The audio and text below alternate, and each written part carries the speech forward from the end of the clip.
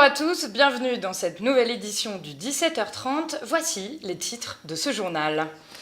À la une, ces incendies qui ravagent le sud-est de la France et la Corse, des milliers de personnes évacuées, un premier bilan fait état de 3000 hectares partis en fumée. Il y a presque un an, il avait été assassiné par 2 djihadistes. La France rendra hommage mercredi au père Hamel en présence d'Emmanuel Macron. Et le président de la République, aujourd'hui, a reçu les 2 hommes forts du pouvoir libyen. Un premier face-à-face historique que nous décrypterons, ce sera le dossier de notre JT. Enfin, on terminera par notre série de la semaine, J'ai testé pour vous, et cette fois-ci notre journaliste Marion Laouamen, cessée à la carrière de DJ. Mais revenons d'abord sur les incendies qui se propagent dans le sud-est de la France et la Corse, attisés par les vents violents. Plus de 200 habitations évacuées, des policiers intoxiqués, 1000 hommes sont attendus en renfort pour venir à bout des flammes. On fait le point avec Irina Fourni. Les forêts du massif du Luberon partent en fumée. L'incendie était en cours de maîtrise ce matin. Cette zone difficile d'accès complique davantage le travail des pompiers, avec plus de 500 hommes mobilisés sur cette zone. L'ennemi premier, le Mistral. Les difficultés, donc, comme vous le voyez, c'est le vent, un vent qui est très important, qui se renforce au fil des heures. Dans les Alpes-Maritimes, le parc naturel est à nouveau touché. À Carros, le feu se rapproche dangereusement des habitations. Les riverains sont contraints d'évacuer la zone. On est complètement vulnérable avec ce vent en plus. Juste l'attente et espérer que ça ne vienne pas vers nous. Je suis parti du boulot plus tôt. Parce que quand j'ai appris que ça brûlait à côté de la maison, là j'ai dit bon, il faut que j'y aille, il faut évacuer. 4 Canadair déployés, 400 pompiers ont stoppé la progression de ce feu de broussailles ce matin. Là encore, la sécheresse est un fléau. En Corse, pas moins de 500 foyers sont privés d'électricité. Après avoir détruit 700 hectares, le feu se dirige vers les zones urbaines de Biguglia. Cette nuit, 15 policiers ont été légèrement intoxiqués par les fumées lors des évacuations. Dans le Var, c'est une journée à très grand risque. Les départs de feu se multiplient depuis hier soir. Déjà plus de 400 hectares transformés en paysage lunaire. Ce département a même été placé en catégorie risque d'incendie exceptionnel. À la Croix-Valmer, les flammes redoublent de puissance au-dessus de la plage. L'origine des incendies reste à déterminer, mais le préfet rappelle que la plupart des feux sont d'origine humaine. Face à ces incendies destructeurs, le gouvernement demande officiellement à l'Union européenne une aide matérielle et humaine. Un an après, la France rendra hommage demain au père Jacques Hamel, assassiné en pleine messe par 2 djihadistes. Une cérémonie en présence du chef de l'État dans l'église de Saint-Étienne-du-Rouvray. Un an après, le récit de Guillaume Pédessac. C'était le 26 juillet dernier. Il est à peine 9h30 à Saint-Étienne-du-Rouvray, à 10 km de Rouen, lorsque 2 djihadistes pénètrent dans l'église communale juste après la messe. La suite est une odieuse agression. Le père Jacques Hamel est égorgé sous les yeux des religieuses, de quelques fidèles et d'un paroissien, contraint et forcé à filmer la scène. L'homme sera lui aussi grièvement blessé avant l'intervention de la BRI 1h30 plus tard. Les assaillants, 2 hommes de 19 ans, fichés S, sont abattus à leur sortie de l'église. Revendiqué par l'État islamique, l'attentat est encore omniprésent dans les esprits des proches du père Hamel. Ça a été comme si ça se déchirait à l'intérieur. C'était vraiment une grande déchirure. 2 jours après cet assassinat, plus de 3000 personnes participaient à l'hommage organisé dans la commune. Demain, la ville s'arrêtera de nouveau pour une cérémonie sous haute surveillance, mais empreinte d'un message de paix, comme le père Hamel aimait délivrer. C'est très important pour nous aider à accepter et pérenniser le souvenir de la vie donnée de mon frère dans chacune des paroisses qu'il a parcourues. Et jusqu'à son dernier souffle. Un hommage à partir de 9h à Rouen, célébré par l'archevêque de la ville, en présence du président du culte musulman, du ministre de l'Intérieur Gérard Collomb et du président de la République Emmanuel Macron. C'était l'un des engagements du candidat Macron. Le projet de loi sur la moralisation de la vie publique est examiné depuis hier à l'Assemblée nationale. Direction le Palais Bourbon, où on fait le point avec notre envoyé spécial, Andrea Le Bourgeois. Alors écoutez, ici à l'Assemblée nationale, le gouvernement lâche du lest. Hier, la réserve ministérielle était au cœur des débats houleux. Alors la réserve ministérielle, c'est une enveloppe de subventions allouée par le ministère de l'Intérieur à certaines collectivités locales. La garde des Sceaux, Nicole Belloubet, l'a affirmé hier, elle ne s'oppose pas à la suppression de cette réserve ministérielle, tant demandée par les frondeurs. Alors les députés sont satisfaits, mais pas totalement convaincus. Écoutez. Si on veut que ce texte soit utile et efficace, il faut prendre un petit peu de temps, il faut se poser et il faut écouter les uns et les autres. La meilleure façon d'aller vers la moralisation, c'est aussi de le faire dans le consensus. Voilà, si on considère qu'il n'y a pas de raison qu'un élu dispose d'une réserve qu'il attribue à son bon vouloir, il faut aller jusqu'au bout du raisonnement et supprimer même cette possibilité au président de la République. Qui nuit à la qualité du débat sur le fond. C'est le premier grand recul du gouvernement sur cette loi de moralisation de la vie publique après une séance, on l'a dit, où la tension était palpable. Emmanuel Macron avait promis l'obligation de casier judiciaire vierge pour les élus. Où en est-on, Andrea ? Eh bien, cette mesure a été délaissée, mais l'article 1 a été adopté en préférant instaurer un durcissement des peines d'inéligibilité pour les élus, plutôt que le casier judiciaire vierge promis par le candidat Macron durant sa campagne. Alors l'examen des deux projets de loi prévoyant entre autres la suppression de la réserve parlementaire doit durer toute la semaine. Merci beaucoup Andrea. On passe maintenant à cette annonce du gouvernement. Et oui, après la baisse controversée des APL, le ministre de la Cohésion des Territoires, Jacques Mézard, a promis une réforme globale des aides personnelles au logement à l'automne prochain. En France toujours, 600 000 € d'indemnité de licenciement, c'est ce que devront rembourser les employés de l'équipementier automobile d'Ardenne Forge de Nouzonville. Pourtant, ils étaient reçus ce matin au ministère du Travail.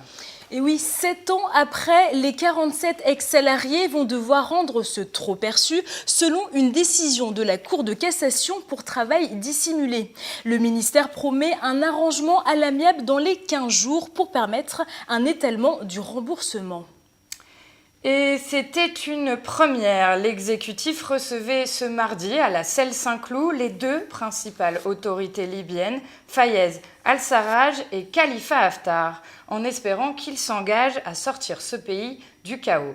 Un décryptage de Bastien Bory. Il a fallu attendre 6 ans pour qu'un président français reçoive les deux acteurs de la Libye d'aujourd'hui. Deux hommes qui s'étaient pourtant déjà rencontrés au mois de mai à Abu Dhabi, mais dont l'échange n'avait abouti à rien. Nous avons affirmé à maintes reprises que nous ne sommes pas partis au conflit, mais que nous souhaitions faire partie de la solution. Une nation se construit avec l'aide de tous ses citoyens.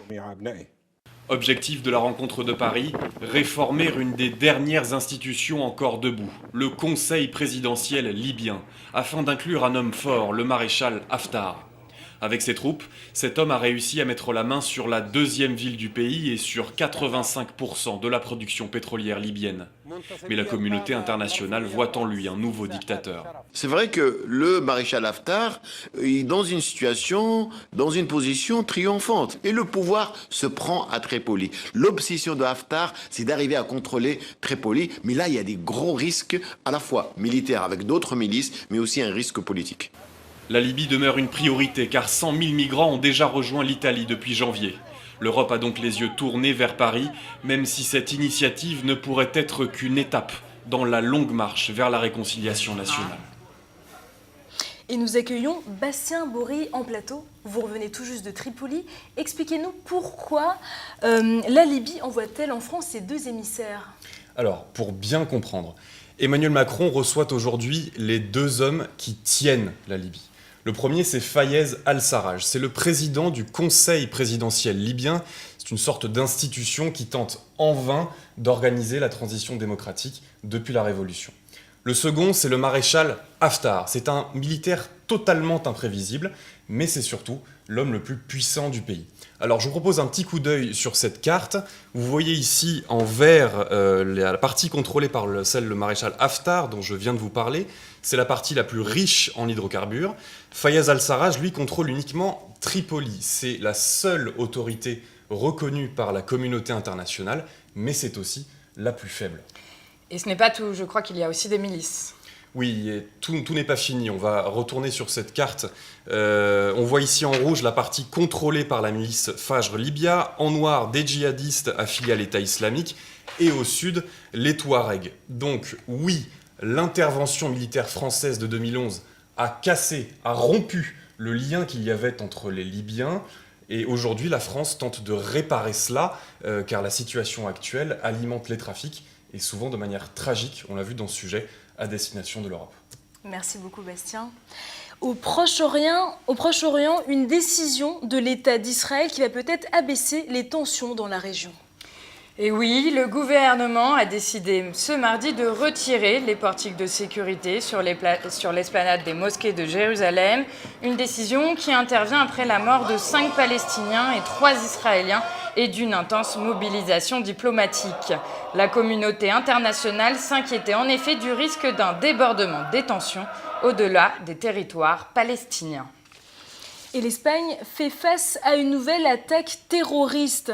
C'est en criant Allahu Akbar qu'un homme a franchi mardi matin la frontière de l'enclave espagnole de Melilla au Maroc et a légèrement blessé un policier avec un couteau. On le voit sur ces images, l'agresseur en bleu serait de nationalité marocaine, a été arrêté. Depuis 2016, la péninsule ibérique semble être plus que jamais dans la ligne de mire des djihadistes islamistes. On ferme maintenant notre volet international et on ouvre notre page vacances.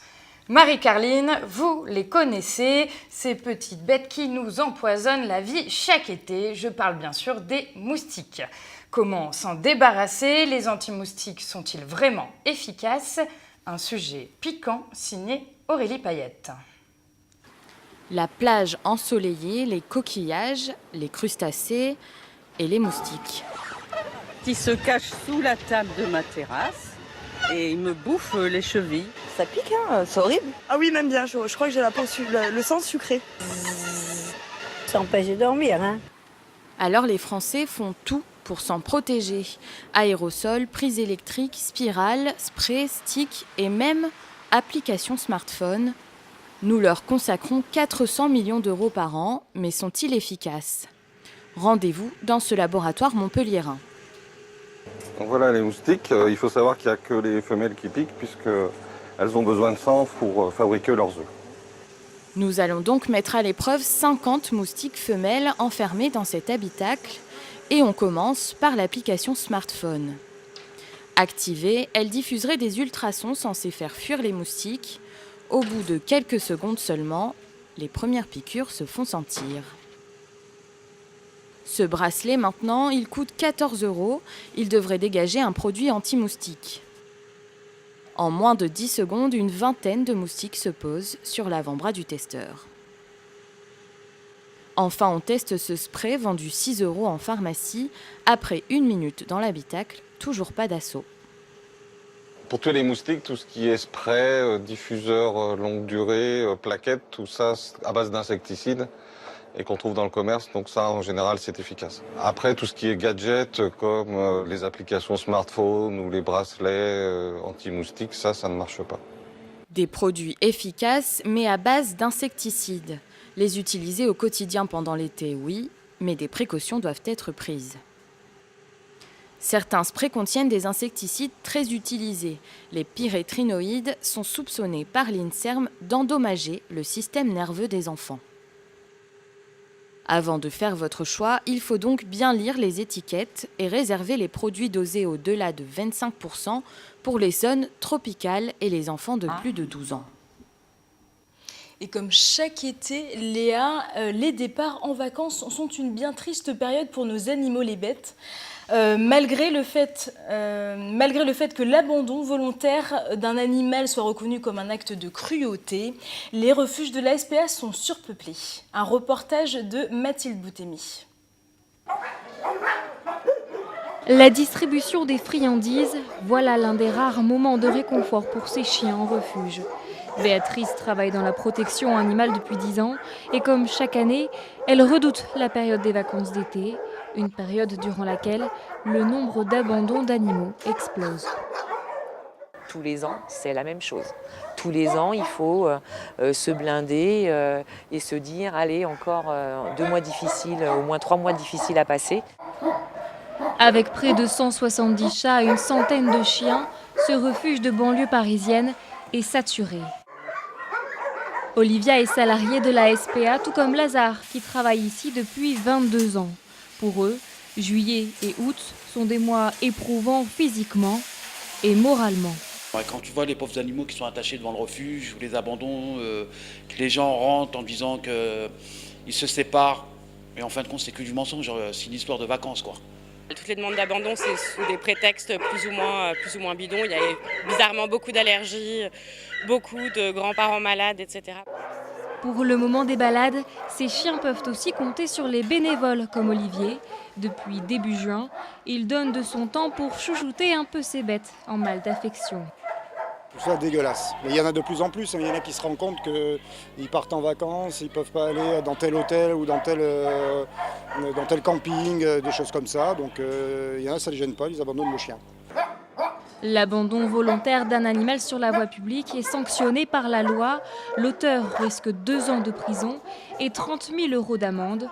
En 2016, 60 000 chiens et chats ont été abandonnés pendant les vacances d'été. Et maintenant, c'est l'heure du point sport avec Solène Rioux. Je savais pas si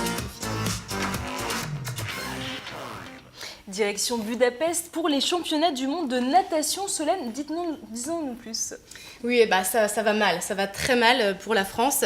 Chez les hommes, Jérémy Stravus, qu'on attendait pourtant, ne s'alignera pas sur la finale du 200 mètres nage libre ce soir. Il est passé complètement à côté de sa course hier et a terminé, on le rappelle, dernier des séries. A noter qu'un record du monde est tombé ce matin, c'est celui du 50 mètres brasse homme. Et c'est le Britannique Adam Peaty qui bat en fait, son propre record du monde.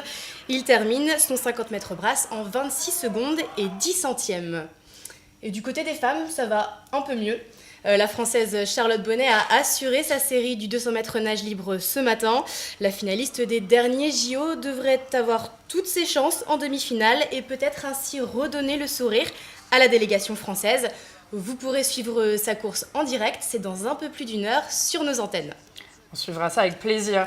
On passe à la 2e journée des championnats du monde d'escrime avec, je crois, le sabre féminin et l'épée masculine. Oui, et ça se passe beaucoup mieux qu'hier pour l'instant, surtout pour les épéistes, vainqueurs à l'arraché en demi-finale face à une très très grosse équipe de Russie. Les grands favoris de la compétition, très heureux, vous les voyez, se battront contre les Suisses pour espérer décrocher une médaille d'or ce soir. Et puis du côté des femmes, petite déception pour les sabreuses qui échouent vraiment aux portes de la finale.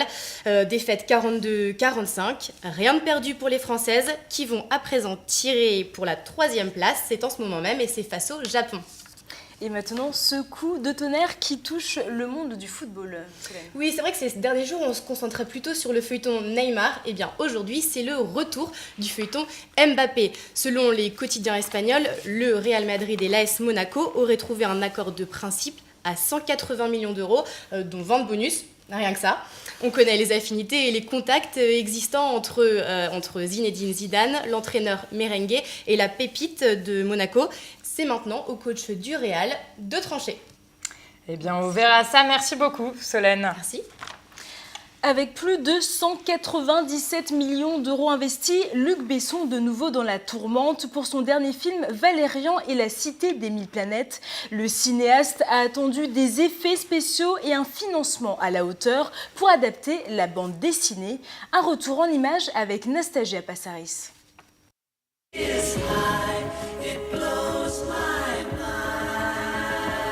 Après des siècles de paix et de prospérité, une force inconnue veut détruire tout ce que nous avons créé. Décors futuristes, vaisseaux spatiaux et créatures étranges. C'est le programme de Valérian et la cité des 1000 planètes, la super production du réalisateur Luc Besson. Connu pour Le Grand Bleu, Nikita ou encore Le Cinquième élément, le réalisateur signe le blockbuster le plus cher du cinéma français. Tourné à Paris, dans les studios de son entreprise de production EuropaCorp pour un budget de 180 millions d'euros. Problème, le déficit d'EuropaCorp se chiffre déjà à plus de 120 millions d'euros depuis l'année dernière. S'y ajoute le flop du film aux États-Unis. La semaine dernière, il ne s'est placé que 5e au box-office. Au lieu d'être son sauveur, Valérian pourrait être le fossoyeur d'EuropaCorp.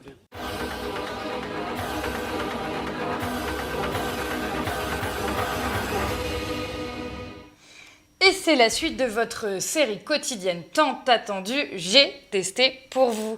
Et on vous propose de devenir le king de la platine avec notre DJ maison Marion Lawamen dans une école du 12e arrondissement de Paris.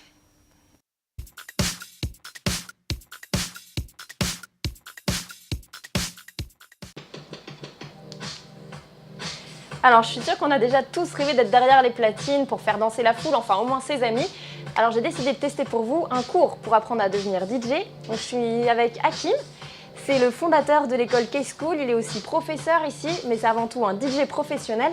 Alors moi je suis perdue au milieu de tous ces boutons, est-ce que vous pouvez m'expliquer un peu comment ça marche là? Alors au départ en fait on a 2 platines qui vont nous permettre ensuite d'être mélangées grâce à une table de mixage. Après plusieurs essais et une dizaine de minutes de théorie, j'ai finalement réussi à mixer 2 morceaux ensemble, mais je suis encore loin, très loin d'être au niveau d'un certain David Guetta. Bravo. Donc, deuxième étape accomplie. Exactement. Il faut combien de temps pour vraiment connaître les bases du mix? Au bout de 30 heures, on a la possibilité déjà d'avoir les connaissances de base. Ensuite, c'est énormément de pratique. C'est-à-dire qu'au bout des 30 heures, vous ne serez pas un DJ accompli, vous ne pourrez pas mixer partout. Il va falloir travailler un petit peu, ce qui est normal. On passe au scratch? Ok, ça va. Allez, c'est parti.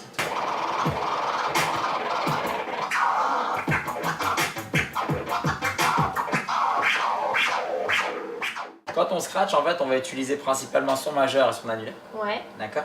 Et l'index, il vient, dans un premier temps, vous le superposez soit au-dessus du majeur, ouais, soit on peut le replier, mais vers le haut, pour pouvoir donner une sorte de rigidité à la main. Ah d'accord. Okay. Ça paraît hyper simple quand tu le fais, moi j'y arrive pas trop.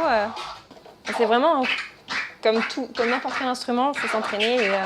Une fois que l'on sait manier le vinyle, repérer le son que l'on veut et doser sa force, la main droite doit s'occuper du crossfade pour faire apparaître ou disparaître le son et ainsi donner plus d'effet. Ouais, donc du coup ça c'est un peu compliqué. Donc on va s'arrêter là, j'ai eu quelques petites bases. Donc comme vous l'avez vu, vraiment, apprendre à être DJ, c'est du boulot, c'est de l'entraînement.